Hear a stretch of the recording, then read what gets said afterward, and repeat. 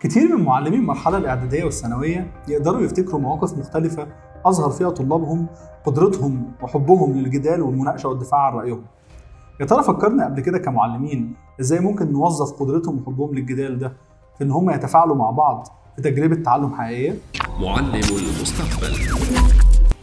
المناظرات واحدة من الطرق اللي ممكن نوظف بيها قدرة الطلاب على الجدال، وكمان عشان ننمي عندهم التفكير النقدي، واللي أشارت ليها منظمة التعاون الاقتصادي والتنمية على أنها قدرة الطلاب على تقييم المحتوى والأفكار والنظريات والحكم عليها من واقع دراستهم المسبقة، واللي بيوصلهم لفهم أعمق لموضوعات الدراسة. وده هو عمق التعلم اللي احنا بنحاول دايما نوصل له مع طلابنا. ونلاحظ دايما أن مهارة التفكير الناقد جزء أساسي من أطر عمل والمقاييس التقييم الدولية المختلفة، زي إطار عمل يونيسيف للمهارات الحياتية، واللي صنف مهارة التفكير الناقد إنها واحدة من مهارات التعلم في المقام الأول. وأشار البنك الدولي في واحد من أبحاثه إن المراحل التعليمية الإعدادية والثانوية بتكون هي المراحل الرئيسية في تنمية مهارة التفكير الناقد كواحدة من مهارات التفكير العلمي، وإن طرق التدريس اللي بتدعم المهارات دي لازم تكون مرتكزة بشكل أساسي على الطالب، والمعلم في السياقات دي بيوفر مجموعة من الأسئلة وبيوفر دعم للطلاب من خلال إنه بييسر مناقشات بأشكال مختلفة ما بينهم. وطبعا المناظرات واحدة من أشكال المناقشات المختلفة اللي المعلم ممكن يديرها في الفصل، ودي ممكن تكون ما بين طالبين أو ما بين مجموعات من الطلاب، أو تكون على أكتر من رأيين. كل ده المعلم بيديره جوه الفصل. سؤالنا، يا ترى ممكن ندير مناظرات بنفس القوة والتفاعل ده أونلاين؟ زي ما اتفقنا من الحلقة اللي فاتت إن أنجح المعلمين اللي يصمموا التجارب التعليمية الأونلاين بتاعتهم بحيث تمكن الطلاب إن هم يتفاعلوا مع 3 عناصر، إن هم يتفاعلوا مع المعلم نفسه، ويتفاعلوا مع المحتوى، وده اللي احنا شفناه في الحلقة اللي فاتت من خلال استخدام Insert Learning. ومن خلال الأداة الرقمية كيالو هنقدر نحقق العنصر الثالث، وهو تفاعل الطلاب مع بعض.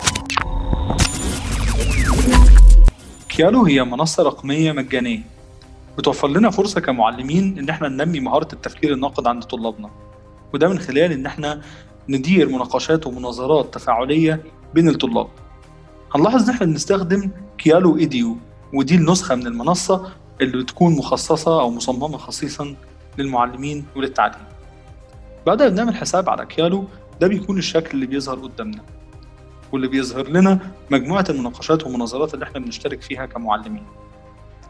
وفي جزء اون بقدر ان انا اشوف المناظرات اللي انا اعدتها بنفسي كمعلم، وكمان بشوف عدد التعليقات اللي اتحطت جوه المناظرة او المناقشة دي، وبشوف عدد المتفاعلين فيها، وبقدر اشوف كام مرة حد اطلع على المناقشة او المناظرة. المناظرة اللي قدامنا دي مبنية على الفصل الاول من مادة الكيمياء سنة 3 ثانوي، العناصر الانتقالية، واللي فيها كمعلم بحط عنوان للمناظرة او المناقشة بتاعتي، وبحط مجموعة من الجمل اللي هتكون محور مناقشة الطلاب. بعدها ببتدي أتيح الجمل دي للطلاب عشان يتفاعلوا عليها، وده بيكون الشكل اللي بيظهر لي كمعلم بعد ما الطلاب بيتفاعلوا. فبلاقي الجملة الأصلية اللي أنا كتبتها، ومش بس بيكون عند الطلاب قدرة إن هم يا إما يوافقوا على الجملة أو يعترضوا عليها، لا كمان بيكون مهم جدا ومطلوب منهم إن هم يحطوا سبب موافقتهم على الجملة دي أو اعتراضهم عليها. كمان بيقدر الطلبة يعلقوا على أو يوافقوا ويرفضوا الجمل اللي زمايلهم بيحطوها، ودي الفرصة اللي بيقدروا يتفاعلوا فيها مع بعض. وكمان يبتدي ده يكمل في كل جملة من الجمل اللي بيحطها الطلاب. لو رجعت للشكل بتاعي هلاحظ إن دايما بيكون ظاهر قدامي أنا فين من الجملة الأصلية اللي حطها المعلم، عشان خاطر أضمن إن أنا متابع الخط المظبوط للحديث أو للمناقشة. بيبقى عندي فرص كتير كمعلم إن أنا أتفاعل مع الطلاب، أو إن أنا كمان أدعمهم أثناء المناقشة، سواء كان من خلال إن أنا بحط بنفسي أسباب لرفضي أو موافقتي على جملة من الجمل، أو إن أنا ببتدي أحط تقييم لجمل الطلاب اللي هم وفروها بمدى تأثيرها على المناقشة. وفي نفس الوقت بيبقى عندي فرصة كمان إن أنا أحط تغذية راجعة للطلاب، واللي ممكن أحط فيها فيديوهات يقدروا يرجعوا لها عشان خاطر يذاكروا الجزء ده مرة تانية أو يعدلوا في رأيهم. كمان بقدر إن أنا من خلال الشكل اللي على الشمال ده أشوف بشكل عام المناظرة وصلت لفين، فبيظهر قدامي ال3 جمل المحورية أو الرئيسية اللي أنا اخترتهم، وبيظهر تفاعل الطلاب سواء كان بالموافقة باللون الأخضر أو بالرفض باللون الأحمر على الجملة دي. فبلاحظ مثلا هنا إن تفاعل الطلاب على الجملتين دول كبير على عكس تفاعلهم على الجملة الخاصة بحالات التأكسد. فأقدر إن أنا ساعتها أوجه الطلاب أكتر ناحية إن هم يحطوا استجابات على جزء حالات التأكسد. في نفس الوقت بقدر أشوف كمان تفاعل الطلاب عامل إزاي لكل طالب على حدة.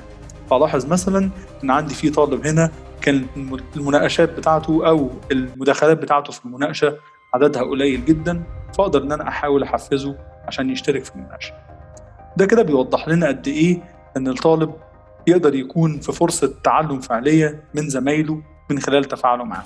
وزي ما شفنا مع بعض شكل التواصل ما بين الطلاب أثناء الحوار كان عامل إزاي، هنلاحظ إن في السياق ده المعلم كان بيسأل أسئلة وبيوفر مجموعة من التعليقات اللي بتوجه الطلاب عشان يضمن إن الطلاب بيتأملوا في اللي اتعلموه قبل كده وبيحللوا ويقيموا آراء زملائهم، وكمان بيقدروا يكونوا آرائهم الشخصية. المطلوب منكم للحلقة دي تقدموا مثال لمناظرة من مادة تخصصكم تستخدموا فيه كيالو، ونوضح فيه الأفكار الرئيسية اللي الطلاب هيتفاعلوا عليها، وكمان نوضح إزاي الطلاب هيتفاعلوا مع بعض. وبنفكركم إن احنا هنستضيف المعلمين اللي هيكون ليهم أكتر وأفضل المشاركات على مدار الحلقات عشان يكلمونا عن تجربتهم مع التعلم عن بعد. شكرا ليكم ونشوفكم في الحلقة الجاية من سلسلة معلم المستقبل.